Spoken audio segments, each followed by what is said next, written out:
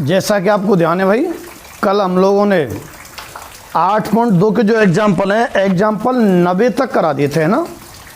अब मैं आगे प्रोसेस चला रहा हूँ और 8.2 के एग्जाम्पल नंबर 10 को करा रहा हूँ। ठीक, 8.2 के एग्जाम्पल 10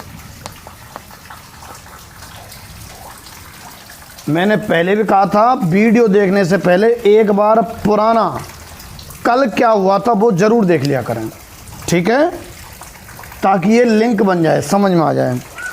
तो वह अंतराल ज्ञात करो जिसमें यह फलन वर्धमान और ह्रासमान है। फलन दिया हुआ है यहाँ, फलन एफ एक्स बराबर sine x minus cos x. यहाँ फलन एफ एक्स बराबर sine x minus cos x. आगे सुनो, आपको वह अंतराल ज्ञात करना है जहाँ फलन वर्धमान है और ह्रासमान है। अच्छा, ऐसे बहुत सारे अंतराल होंगे जिनमें ये फलन वर्धमान और ह्रासमान होगा, आपको केवल यहीं तक चेक करना है। कहाँ तक? x बिलोंग्स टू 0 से पाई, इसने खुद ने क्वेश्चन में दिया हुआ है, ठीक है, कि 0 से पाई तक के बीच में बताओ कितनी देर तो वर्धमान और कितनी देर ह्रासमान। स्टार्ट करते हैं पुनः। F dash x sine x minus cos x, तो कॉस एक्स और कॉस एक्स का माइनस साइन एक्स, तो plus sine x. F x तो यही है, अवकलज कर दिया। ध्यान है क्या सिस्टम रहा करता था, हमें अवकलज देखना होता था कि कब तो धनात्मक है और कब ऋणात्मक है। उसके लिए अक्सर क्रांतिक बिंदु निकालते थे, क्रांतिक बिंदु बराबर 0 करने से। तो मैं यहाँ क्रांतिक बिंदु निकाल रहा हूँ, क्रांतिक बिंदु। तो cos x plus sine x बराबर 0, यहाँ से साइन एक्स बराबर cos x माइनस का, साइन एक्स के बराबर में माइनस का cos x। अच्छा, दोनों तरफ cos x का भाग देते थे हो, तो tan x बराबर -1। सुनो मेरी बात, ये बराबर 0 कब होगा? जब tan x बराबर -1 होगा। और tan x बराबर -1 कब होगा? जब x बराबर, सोचो क्या होगा, tan x माइनस का, और सिर्फ देखना है 0 से पाई तक, यहाँ तक, यहाँ 0 है और यहाँ पाई। तो tan माइनस का तो कहाँ होता है भाई? सेकंड क्वाड्रेंट में, इस जगह, यानी कि पाई माइनस पाई/4 पे। x बराबर आ गया पाई माइनस पाई/4, यानी कि 3 पाई/4 आ गया, ठीक है। तो tan x बराबर -1, तो x बराबर ये आ गया 3 पाई/4। ये क्रांतिक बिंदु है।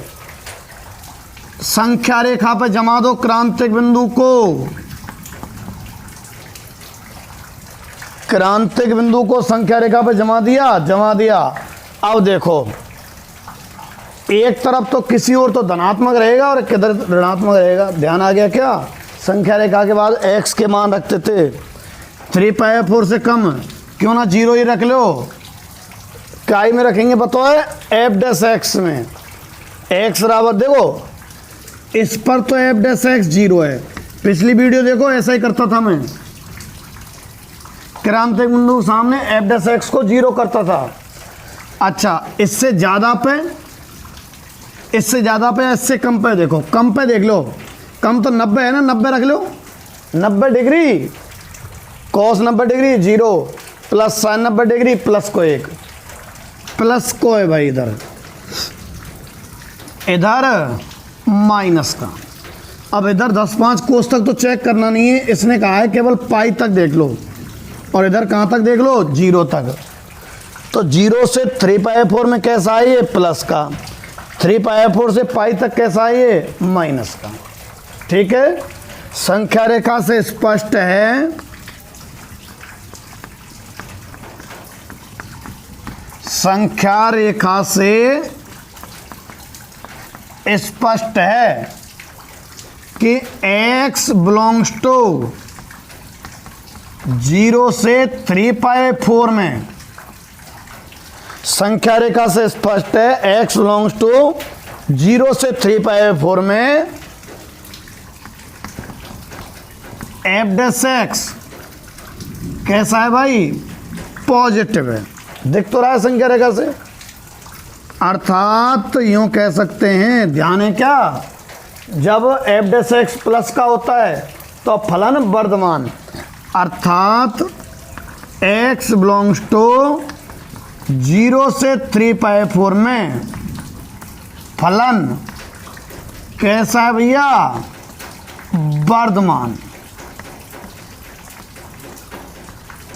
ठीक है, अच्छा, तथा x बिलोंग्स टू 3π/4 से पाई में f'(x) कैसा है, ऋणात्मक। 3π/4 से पाई में f'(x) कैसा है, ऋणात्मक। अच्छा, f'(x) ऋणात्मक तो होता है ना, तो फलन कैसा होता है, हास्यमान। तो इस अंतराल में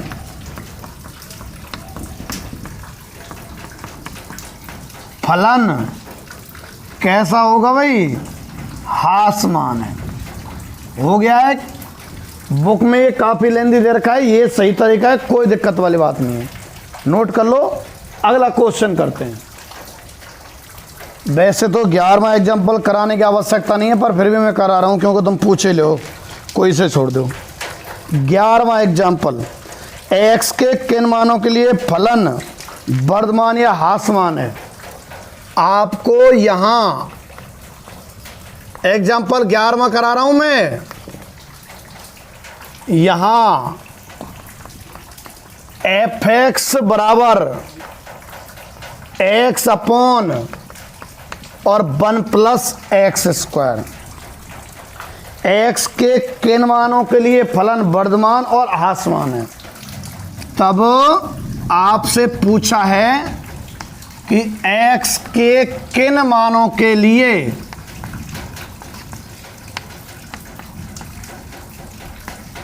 x के किन मानों के लिए फलन वर्धमान या हास्यमान है। f(x) बराबर ये है, तब x के किन मानों के लिए फलन वर्धमान या हास्यमान है। ठीक है, अच्छा, तो देखो, वर्धमान या हास्यमान का निर्धारण किससे होता है, अवकलज से। वर्धमान या हास्यमान का निर्धारण अवकलज से होता है, तो अवकलज तो चाहिए।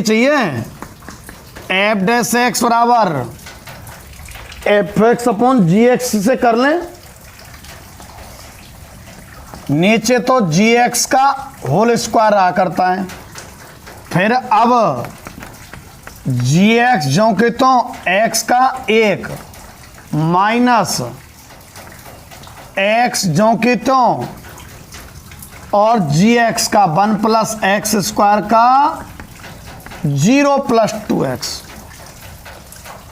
तो ये आया, देखो 1+x² minus 2x² upon 1+x² का होल स्क्वायर, ये आया 1 - x² अपॉन 1+x² का होल स्क्वायर, ये आ गया। अब कल आ गया। फिर अगला स्टेप क्या होता है, क्रांतिक बिंदु का। अच्छा, एलजेब्रिक हो ना, जब तो क्रांतिक बिंदु ही निकलते हैं, कई सवालों में तरीका बदल जाएगा, पर एलजेब्रिक में तो क्रांतिक बिंदु निकलते हैं, क्रांतिक बिंदु निकालते हैं। क्रांतिक बिंदु तो 1 minus x square upon 1 plus x square बराबर 0। ये पूरा 0 में चला जाएगा ना, तो 1 माइनस एक्स स्क्वायर बराबर 0। यहां से x बराबर प्लस माइनस 1 आ रहा है। पक्षांतरण कर देंगे ना तो x बराबर प्लस माइनस 1 आ रहा है। अच्छा, x बराबर प्लस माइनस 1 आ गया, तो संख्या रेखा से ऐसे ही करते हैं ना, तो संख्या रेखा पे लो जमा दिया। संख्या रेखा पे जमाएं तो एक तो प्लस का 1 जमाना है और एक माइनस का 1 जमाना है। प्लस का 1 और माइनस का 1, ठीक है।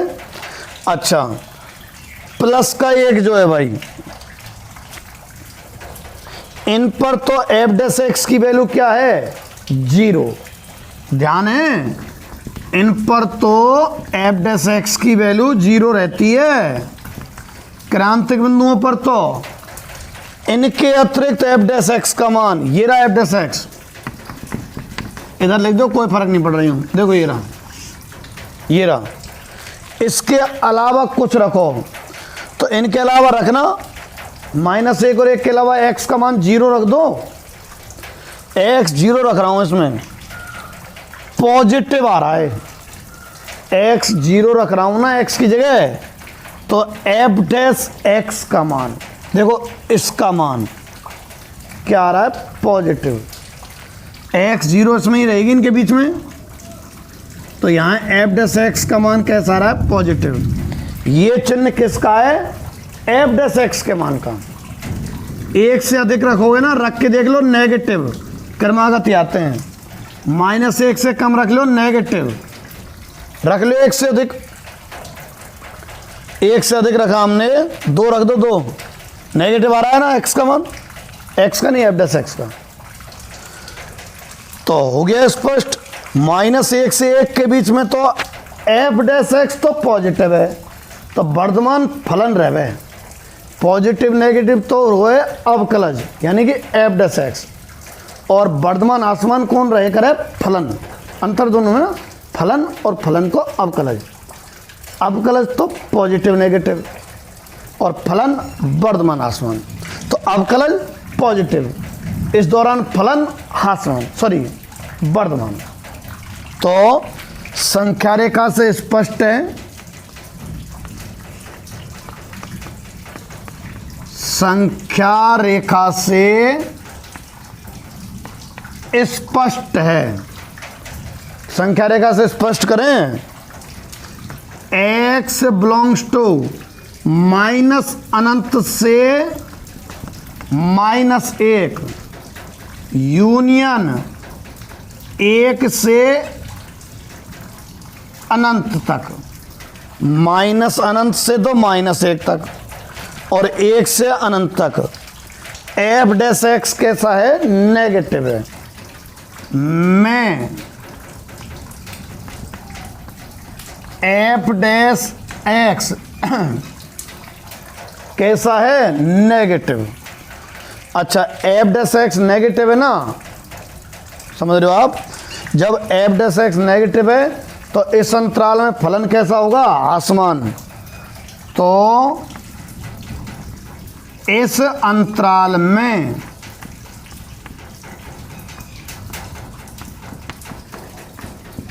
फलन आसमान होगा, ठीक। अच्छा, इसी प्रकार -1 से और 1 के बीच में एफ डैश एक्स कैसा है? पॉजिटिव, तो इस अंतराल में वर्धमान होने वाला है। तथा x बिलोंग्स टू -1 से 1 में फलन, फलन से पहले बता देते हैं कि एफ डैश एक्स कैसा है? पॉजिटिव, तो फलन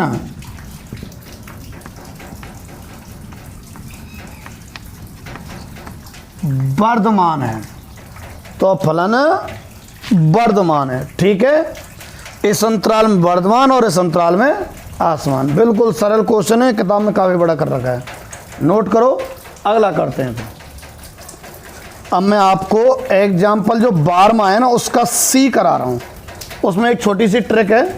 बाकी एग्जाम्पल 12वें के पहले और दूसरे तो आपसे हो जाने चाहिए। बहुत क्वेश्चन करा दिए ऐसे, थोड़ा बहुत खुद का भी दिमाग लगाया करो भाई। 12वें का सी, एग्जाम्पल 12वें का सी।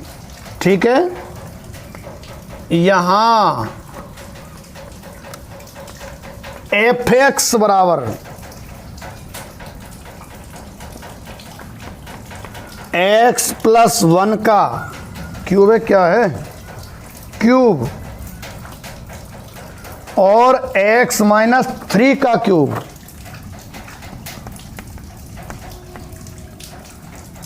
यहां एफ एक्स बराबर एक्स प्लस 1 का क्यूब और एक्स माइनस 3 का क्यूब। ये तो फलन दिया हुआ है।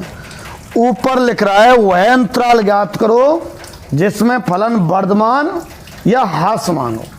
ठीक है, अंतराल ज्ञात करना है,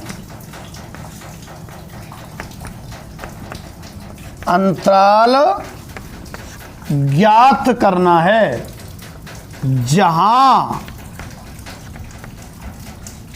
फलन वर्धमान या ह्रासमान है, जहां फलन वर्धमान या ह्रासमान है। ठीक है, अच्छा, वर्धमान ह्रासमान के लिए फिक्स स्टेप है भाई, अवकलज करो और उसको देखो कब पॉजिटिव है कब नेगेटिव है। जब अवकलज पॉजिटिव हो उस समय फलन वर्धमान, जब अवकलज नेगेटिव हो उस समय फलन ह्रासमान। तो एफ डैश एक्स की आवश्यकता है। पुनः एफ डैश एक्स गुणा के नियम से एफ एक्स इंटू जी एक्स। तो देखो एफ एक्स तो ज्यों की त्यों, जी एक्स का अवकलन 3 एक्स माइनस 3 का स्क्वायर प्लस अवकलन कर दिया इसका एक्स क्यू की भांति और फिर एक्स माइनस 3 का एक आता है इसलिए ये आएगा अवकलन। अब एक्स माइनस 3 का क्यूब ज्यों की त्यों और x प्लस 1 के क्यूब का अवकलन, x प्लस 1 के क्यूब का अवकलन 3 x प्लस 1 का स्क्वायर और फिर x प्लस 1 का 1। दोनों में से जो कॉमन आ रहा है वो कॉमन ले लें, कम घात वाला कॉमन आता है तो x प्लस 1 का यहाँ तो क्यूब है और यहाँ स्क्वायर है, क्या कॉमन आया स्क्वायर। यहाँ x माइनस 3 का स्क्वायर है और यहाँ x माइनस 3 का क्यूब है, क्या कॉमन आया स्क्वायर। स्क्वायर नहीं आया, x माइनस 3 का स्क्वायर आया और 3। देखना क्या बचा रहे हो, 3 गया, x माइनस 3 का स्क्वायर गया, x प्लस 1 का स्क्वायर गया, तो यहाँ तो बचेगा x प्लस 1 प्लस यहाँ आ जाओ 3 गया, x प्लस 1 का स्क्वायर गया तो क्या बचा x माइनस 3। तो x प्लस 1 का स्क्वायर, x माइनस 3 का स्क्वायर और 2x माइनस 2 गुणा में 3, 2x माइनस 2 और गुणा में 3। ठीक है, अच्छा 2 कॉमन लेते हैं तो 2 से कितना आएगा 6, x प्लस 1 का स्क्वायर, x माइनस 3 का स्क्वायर और x माइनस 1। अवकलज क्या करते हैं, अवकलज के बाद क्रांतिक बिंदु, एलजेब्रिक में तो निकलेगा निकलेगा। अब मेरी बात सुनो, क्रांतिक बिंदु वाली बात इसमें एक रहस्य में आएगी बात। रहस्य वैसे तो नहीं है, मतलब समझाने लायक बात आएगी। ठीक, तो क्रांतिक बिंदु किसको कहेंगे? जिसमें क्रांति आ रही हो, बदलाव आ रहा हो, यानी कि मान प्लस से माइनस में चेंज हो रहा हो। तो कई बार क्या है, प्लस से माइनस फुद्दी मार के तो चेंज होता नहीं है, प्लस प्लस प्लस घटता घटता जीरो आता है और फिर माइनस में जाता है, तो बीच में जीरो आता है ना, समझ रहे हो? ऐसे माइनस से अगर प्लस हो रहा है तो माइनस बढ़ता बढ़ता बढ़ता बढ़ता जीरो आएगा और जीरो के बाद प्लस होगा। ये बात मैं क्यों कह रहा हूँ? क्रांतिक बिंदु जीरो वाले कोई ज़रूरी नहीं है, सॉरी, क्रांतिक बिंदु जीरो वालों के बोलते हैं वैसे तो, या फिर यूँ कहें जीरो वाले को क्या, जिसमें बदलाव आ रहा हो, वो है क्रांतिक बिंदु असलियत। तो कई बार बदलाव नहीं आएगा, बराबर और जीरो होता है, मान जीरो होता है। कई बार ऐसा हो सकता है ना, प्लस घटता घटता घटता घटता जीरो आ गया और फिर वापस से प्लस का मान आ गया। ऐसा कब होगा? जब होगा जब ये सवाल आएगा। देखो यहाँ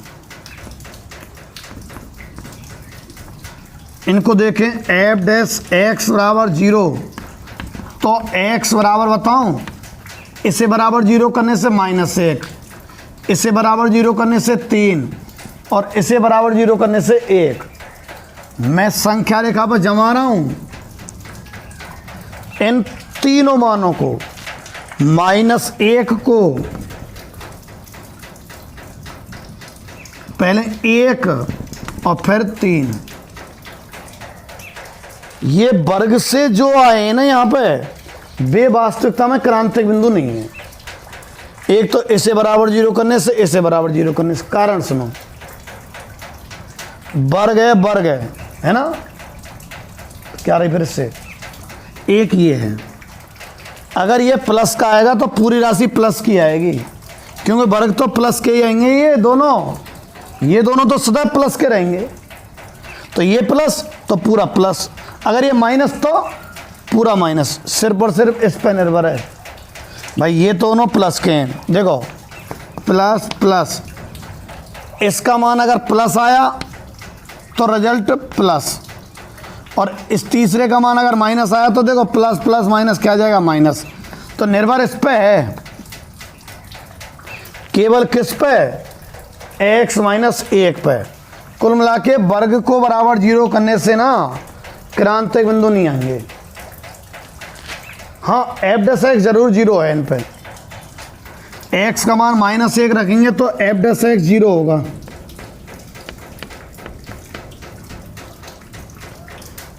इस पे भी एफ डैश एक्स जीरो है और इस पर भी एफ डैश एक्स जीरो है। यहाँ भी एफ डैश एक्स जीरो, यहाँ भी, तो इन मानों पर तो एफ डैश एक्स जीरो है। इनके अलावा सिर्फ इस पर चेंज है, मान रखो तुम तो कहाँ है, 1, इससे बराबर जीरो करेंगे तो 1 आएगा। 1 से ज़्यादा कोई संख्या रखना, 2 कहा करे अपन, तुम तो क्रांतिक बिंदु मान लो थोड़ी देर, चलो ऐसे आ जाएं। फिर क्या करते हैं, इनके अलावा x का कोई मान रखते हैं, किस में, एफ डैश एक्स। हर बार ऐसे ही कर रहा हूं मैं भाई। सवाल है वर्धमान और ह्रासमान। वर्धमान किसको कहते हैं, जिसमें एफ डैश एक्स प्लस का हो। ह्रासमान किसे कहते हैं, जिसमें एफ डैश एक्स माइनस का हो। तो एफ डैश एक्स के चिन्ह पर निर्भर है वर्धमान और ह्रासमान होना। एफ डैश एक्स प्लस का होता है तो फलन वर्धमान, एफ डैश एक्स अगर माइनस का होता है तो फलन ह्रासमान। काय पे निर्भर है, एफ डैश एक्स के चिन्ह पे। तो एफ डैश एक्स ये रहा, इसका चिन्ह देखा जा रहा है कैसे, ये प्लस का कब आएगा, माइनस का कब आएगा। इनको रखने पर तो ये जीरो आएगा। इनके अलावा रखो, 1 से अलावा 2 रखो, 2 रखो, 2 प्लस के आएंगे, स्क्वायर है छोड़ो। इसमें रखा 2 - 1 प्लस, x का मान 2 रख रहे हैं ना, तो ये राशि प्लस की आ रही है। x का मान 2 इधर है ना, तो प्लस की, ठीक है। अच्छा, क्रमागत होता है इधर माइनस की। कैसा भी, यहाँ भी क्रमागत बदलेगा, यहाँ नहीं बदलेगा थोड़ा सा, क्यों, 3 है ना, स्क्वायर से आया, रख के देख लो बोली। 3 से बड़ी संख्या रखना, 4 रखो, पॉजिटिव ही आएगा ये। यहाँ भी कैसा है, पॉजिटिव।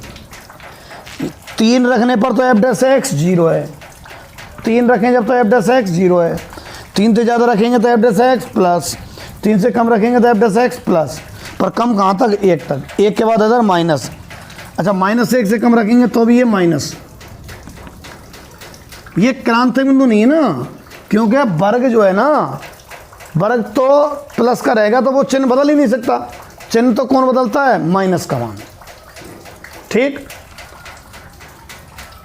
अच्छा देखो, यानी कि माइनस अनंत से और -1 तक कौन, एफ डैश एक्स माइनस का, ये देख लो माइनस का, हाँ यहाँ थोड़ा 0 हो जाएगा, फिर माइनस का, बीच में 0 है सके एफ डैश एक्स। शुरुआत पे अगर जाएं हम तो 2 बात बताएं, निरंतर ह्रासमान और ह्रासमान। निरंतर ह्रासमान में बीच में कभी 0 नहीं होगा एफ डैश एक्स, और ह्रासमान में बीच में 0 है सके। इसका ग्राफ तुम्हें समझने के लिए मैं बता दूंगा इसका, पर इधर माइनस अनंत से और -1 तक तो कैसा है, ह्रासमान है। स्पष्ट है किससे, संख्या रेखा से, संख्या रेखा से स्पष्ट है।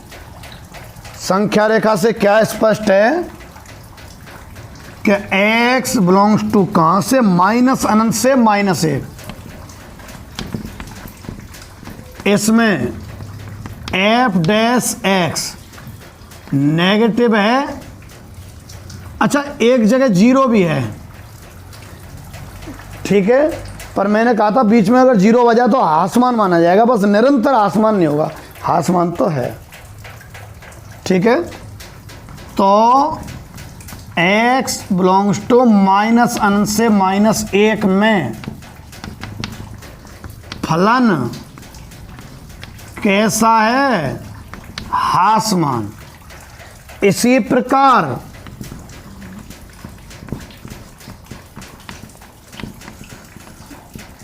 इसी प्रकार 1 से और इधर कहां तक, अनंत तक, यानी कि x बिलोंग्स टू 1 से अनंत तक।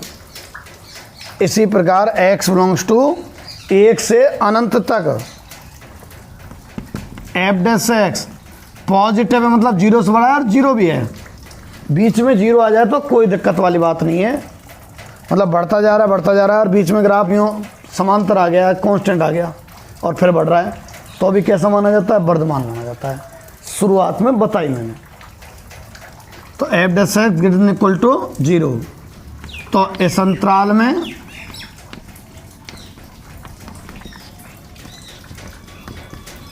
फलन ह्रासमान है। अच्छा, निरंतर कह देता ना बाई चांस, क्या निरंतर है कि नहीं, तो गलत था। फिर हम क्या करते पता है कि माइनस अनंत से -1 तक निरंतर है और -1 और 1 के बीच में निरंतर है। यहाँ ठहराव है। ऐसे 1 से 3 तक निरंतर वर्धमान है, 3 पे ठहराव है और 3 से आगे निरंतर वर्धमान है। समझ गए, ऐसे करना होता। अगर इसके बारे में कहा जाए कि निरंतर वर्धमान या निरंतर ह्रासमान है क्या, नहीं है। ठीक है, तो ये नोट करो, अगला क्वेश्चन करते हैं। अब आप एग्जाम्पल 13वें पाओ भाई ना, एग्जाम्पल 13वां। आपको यहां y बराबर दिया हुआ है 4 sin थीटा अपॉन में 2 प्लस कॉस थीटा और minus theta. 4 sin theta upon में 2 plus cos theta minus theta. यहां y बराबर तो इतना दिया हुआ है आपको, तथा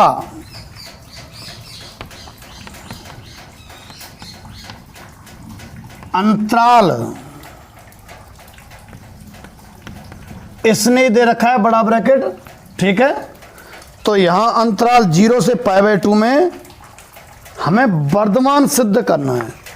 0 से π/2 में क्या सिद्ध करना है भैया? वर्धमान सिद्ध करना है। ठीक है, तो जैसा कि आपको ध्यान है हर सवाल में ही फलन फिर उसका अवकलन करते हैं, और हम देखा करते हैं अवकलन जब जब धनात्मक रहेगा फलन वर्धमान, और जब जब ऋणात्मक रहेगा फलन ह्रासमान। तो अब हमारा उद्देश्य क्या रहेगा? इसका अवकलन करना। ध्यान है ना, वर्धमान और ह्रासमान कैसे देखा जाता है? अवकलन करते हैं। अवकलन जब जब धनात्मक है जिस अंतराल के लिए उस समय फलन वर्धमान, और जिस अंतराल के लिए फलन ह्रासमान अवकलज ऋणात्मक है उसके लिए फलन ह्रासमान होगा। कुल मिला के सारी निर्भरता अवकलज पे है, अवकलज के चिन्ह पे। तो हर बार की तरह इस बार भी क्या करते हैं अपन? अवकलन करते हैं। तो थीटा के सापेक्ष अवकलन पुनः उन्हें लिख के स्टार्ट कर देते हैं। थीटा के सापेक्ष अवकलन, ठीक है। तो y का तो थीटा के सापेक्ष अवकलन कितना? dy/d theta. इसका थीटा के सापेक्ष अवकलन करेंगे तो पहले से का तो fx/gx से ही तो होगा। क्या तरीका रहता है? gx तो ज्यों की त्यों सूत्र याद है तभी हो पाएगा, ठीक है। gx तो ज्यों की त्यों 4 साइन थीटा का ही कर दो आप, तो 4 और साइन थीटा का कितना? Cos theta. ध्यान होगा कांस्टेंट तो जैसे जैसे चले जाते हैं कुछ नहीं करते उनका, माइनस अब के 4 साइन थीटा जो की तो, और 2 प्लस कॉस थीटा का कितना होगा?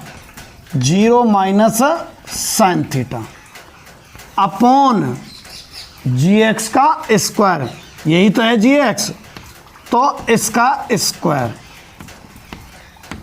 ठीक है। माइनस अभी ये और रह गया है, थीटा के सापेक्ष कर रहे हैं इसलिए अवकलन क्या होगा? 1। अगर इसका x के सापेक्ष बात चल रही होती ना तो थीटा का अवकलन पता है इस जगह क्या आता? d(θ/dx), पर ये तो थीटा के सापेक्ष ही कर रहे हैं। जैसे x के सापेक्ष x का क्या होता है?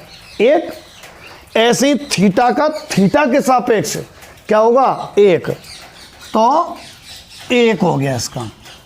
अब तो आपको एलसीएम वगैरह लेने और कैलकुलेशन होगी तो थोड़ी देर करें धड़ाधड़। देखो एलसीएम ले दिया मैंने 2 प्लस कॉस थीटा का होल स्क्वायर। कैलकुलेशन पार्ट है, इसको भी यूँ बहुत जोर से मत समझना, गुणा कर दे अंदर। देखो क्या आया? 8 cos theta plus 4 cos square theta plus 4 sine square theta, ठीक है। अच्छा, इसमें से 4 अगर आप कॉमन ले देते हो तो sign square plus cos square एक ही तो हो जाएगा। अभी रह गया है, रुको, ये वाला तो ये आ गया खैर, और 2 प्लस कॉस थीटा का होल स्क्वायर यहाँ गुणाएं तो होगा 1 से, माइनस का चिन्ह वैसे है, एक संग कर रहा हूँ, जगह कम है थोड़ी नीचे, ये यहाँ जाएगा ना 1 के गुणा में 2 प्लस कॉस थीटा का स्क्वायर, खोलो a plus B whole square से, a स्क्वायर तो 4, हालांकि प्लस का आता है स्क्वायर खोलने से, परंतु ये माइनस सबको माइनस करता चला जाएगा। Minus cos square theta minus 2ab के हिसाब से 4 कॉस थीटा, ठीक। अब देखो आप, जगह कम है, थोड़ा दिमाग लगा लेना है ना। 4 इन दोनों में से अगर 4 कॉमन लिया जाए तो sign square plus cos square 1 हो जाएगा। मेरा मतलब है ये मिलके 4 है, 4, और ये 4 दोनों कट जाएंगे ना, कट जाएंगे। तो यहाँ से यहाँ तक का मामला साफ समझो आप इसको। 8 कॉस थीटा में से 4 कॉस थीटा जाएंगे तो 4 कॉस थीटा बचे, और 1 ये बच जाएगा माइनस का कॉस स्क्वायर थीटा। आप एक स्टेप बीच में और घुसा लेना, एक स्टेप और सॉल्व कर लेना है ना। क्या कर लेना? 4 कॉमन ले लेना एक बार, sine square plus cos square आ जाएगा, जिसको 1 लिख के 4 काट दोगे। प्रक्रिया बता दिए, कर तुम लेना। यहाँ आ जाओ, अपॉन में कितना 2 प्लस कॉस थीटा का होल स्क्वायर। और अगर ऊपर वाले में से थोड़ा सा कॉस थीटा कॉमन ले लेते हो ना आप, क्या बचा 4 माइनस कॉस थीटा, ठीक है, और अपॉन में 2 प्लस कॉस थीटा का होल स्क्वायर। कितने के इक्वल चल रहा है, भूल तो नहीं गए ना, D Y over D theta. कुल मिला के अब कलज आ गया ये ना। अब क्या स्टेप रहा करता है, क्रांतिक बिंदु वाला, ठीक है। अच्छा सुनो, अंतराल अगर तुमसे ज्ञात करवाता है, ठीक है, अगर अंतराल दिया हुआ है तो अब हमें क्या करना है, इस अंतराल में देखना है ये पॉजिटिव होगा कि नेगेटिव होगा। तो पॉजिटिव ही सिद्ध करवा रहा है, बस आपको पुष्टि करनी है इसकी, ठीक है। तो देखो कॉस थीटा का मान हमेशा 1 से छोटा रहता है, ये हमेशा धनात्मक रहेगा भाई। कॉस थीटा का मान 1 से कम रहेगा, तो 4 में से अगर घटेगा 1 से कम तो पॉजिटिव ही तो आएगा, लिख लेंगे तर्क सहित, समझ लो पहले ना। तो ये सदैव पॉजिटिव रहेगा, और चूंकि ये वर्ग है ये भी सदैव पॉजिटिव रहेगा। हालांकि वर्ग कभी कभी 0 आ जाता है, पर चूंकि कॉस थीटा कभी -2 होने वाला नहीं है, इसलिए ये भी कभी 0 नहीं होगा। कैसा रहेगा, सदैव धनात्मक, ठीक है। ये धनात्मक, ये धनात्मक, तो इस टर्म की निर्भरता सिर्फ और सिर्फ किस पे रही, कॉस थीटा पे। अब आप सोच लो 0 से π/2 फर्स्ट क्वाड्रेंट, ठीक है, 0 से π/2 मतलब फर्स्ट क्वाड्रेंट। फर्स्ट क्वाड्रेंट में कॉस कैसा रहता है, पॉजिटिव। ये दोनों तो हमने पहले ही पॉजिटिव घोषित कर दिए, परमानेंट ही होते हैं। और 0 से π/2 में ये और पॉजिटिव होता है, तो positive positive positive, final result positive. Plus का ही तो आया कौन, अवकलज। और अवकलज जब पॉजिटिव आता है तो फलन कैसा रहता है भैया, वर्धमान।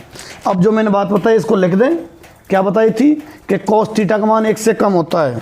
लिखो चूंकि लगा के, चूंकि कॉस थीटा लेस देन 1, हालांकि पूरी रेंज लिखो तो पूरी लिख देना वाली, -1 to 1 ऐसे। तो मैं तीनों टर्म के बारे में एक एक करके लिखूंगा, है ना, पहले लिख रहा हूं। तो 4 माइनस कॉस थीटा सदैव प्लस की रहेगी, यानी यूं कहो कि 4 minus cos theta greater then 0 plus का। अब इस पे आ जाओ, वर्ग सदैव धनात्मक या 0 से बड़ा होता है, चूंकि वर्ग सदैव धनात्मक या 0 होता है ना, तो फिर कौन 2 प्लस कॉस थीटा का स्क्वायर 0 से बड़ा रहेगा। ये तर्क भी इसमें काम मारा है ना, 0 कभी नहीं होगा, ये समझ गए ना। 0 जब हो सकता है जब cos थीटा -2, जो कि संभव नहीं है। ये दोनों पॉजिटिव बता दिए हमने। अब इसको पॉजिटिव किस आधार पर बताना है, इस पर। फिर चूंकि का चिन्ह लगा दो तीसरी बार भले ही, कि थीटा बिलोंग्स टू 0 से π/2, ठीक है, फर्स्ट क्वाड्रेंट है, प्रथम चतुर्थांश है।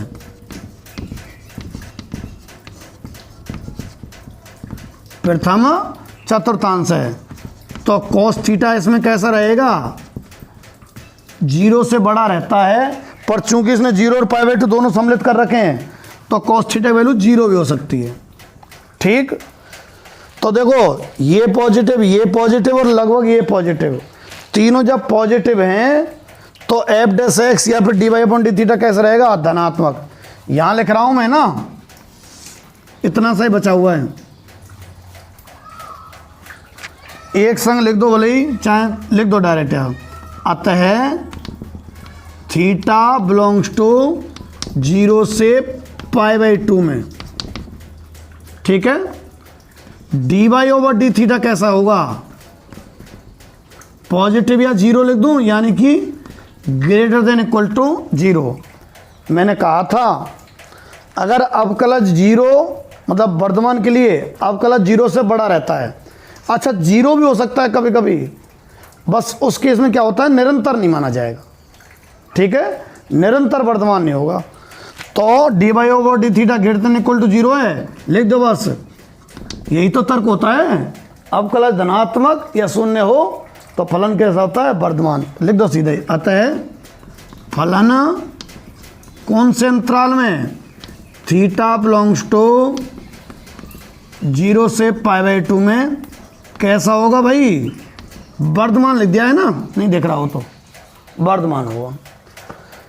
ये नोट कर लो, संग संग प्रैक्टिस जरूरी है, ठीक है, करो नोट। अगला देखते हैं।